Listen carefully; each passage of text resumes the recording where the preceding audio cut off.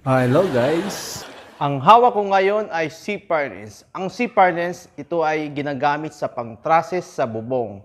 Gaya nito. Ito po yung C-Pardens. Ayan. Trusses yan. Yan po yung ginagamit ngayon. Yung usong-uso. Yan. Ang tips ko pala sa inyo, kapag bibili kayo ng C-Pardens, minsan yung iba mura, yung iba mahal. Ang akala nyo mas mura yung kabila, pero hindi pala, dahil merong niyang kapal ng C-Pardens. Ito yung thickness niya. So ang dapat dito, kung bibili kayo ng C-Pardens pang trusses nyo, dapat makapal yung thickness niya, kung ilang mm. So yung iba merong 1.0 mm, yung iba 1.2 mm, 1.5 mm, at meron ding 1.8.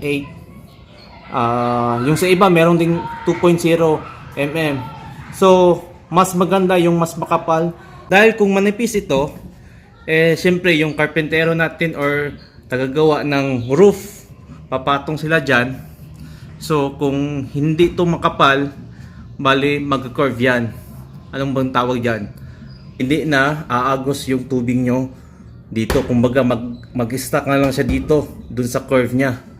So mas maganda talaga pag makapal, quality, at saka tatagal din yung bubong nyo.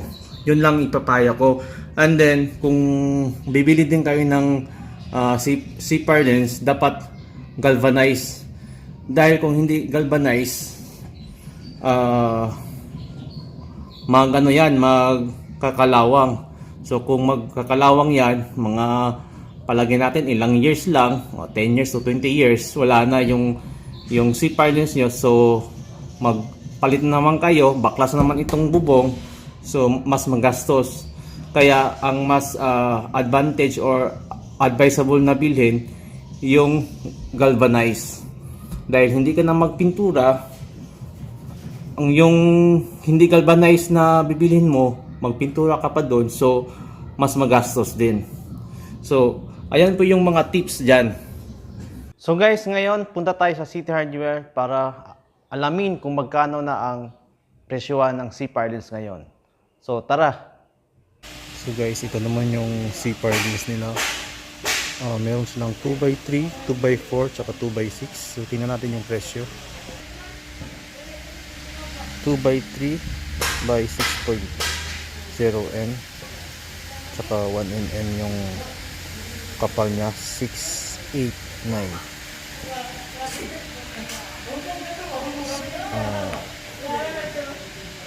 2x4, 6 meters, 1 mm yung kapal, 799.